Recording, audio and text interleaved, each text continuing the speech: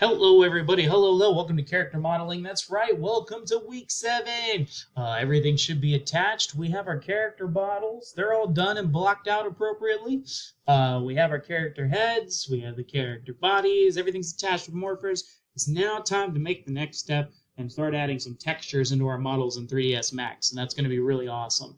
And really make the hair and really just make those models stand out and really get them solid before we start rigging and start UV mapping shortly. And that's going to be a fun process. And that's where you kind of find out, oh, I didn't seal up that model as good as I thought. that's where rigging and you kind of find out that when you get the skinning and rigging, you tend to see problems in the models a little bit. And so this is where we can kind of tie it up a little bit, make it solidified, and really make everything clean. So yeah, let's get into it a little bit. So textures are really going to be what we're going to be focusing on. You're going to work on painted textures and then bring them into 3ds Max. And they really add detail and different dimensions to your characters and really helps out. And they're technically paint for models, and without those textures such as like aspects like eyebrows, skins, blemishes, scars, models lose their lifelike abilities. They tend to make them look fake, and that's where like this detail comes into play.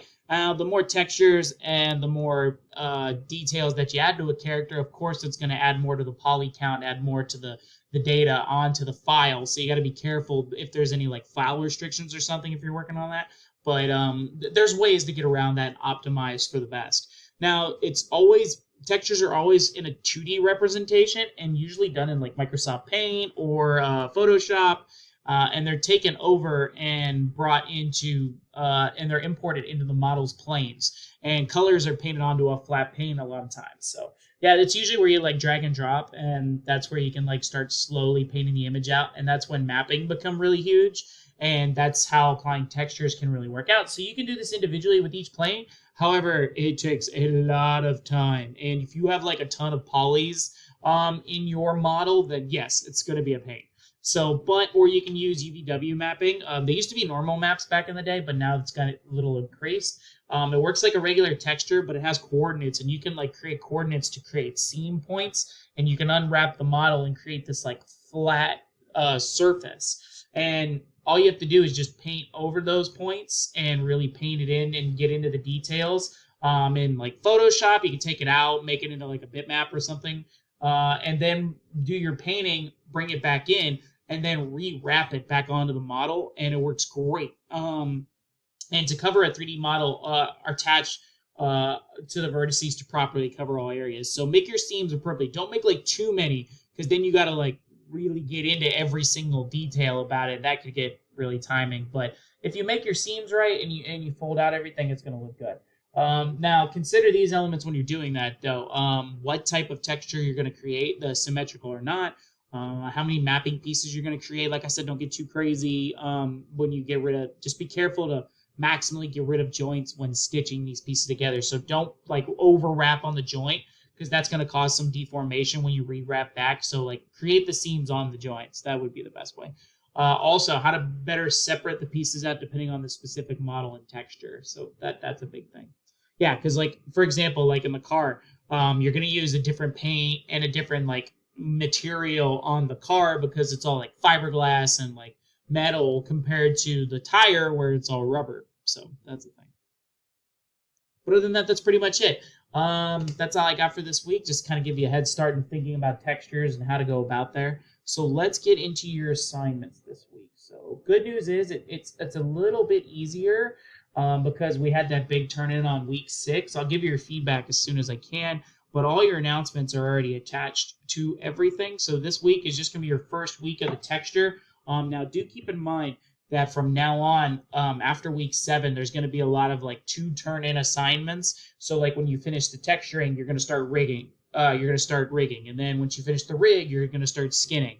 And then once you finish skinning, you're going to start animating. So there's going to be a lot of like start one project and finish another at each week. So make sure you're caught up on all your assignments. That's going to be really important. 2, just keep in mind that this week is going to be a little bit, you just focus on the texturing. So I'd like to see at least 50% of the model really textured throughout. That would be really great. And on rendered images would be fantastic on the turn-in. You could turn in the file too. That'd be good. If you want to turn in the 2D plane and how far you've gotten along with that on the maps, you can. That's up to you. You can either do it individually or you can do it with Uvw mapping. It's up to you. I would recommend the latter, but that's just me. But yeah, that's what I'd like to see this week. 2 rendered images in the file. That'd be good.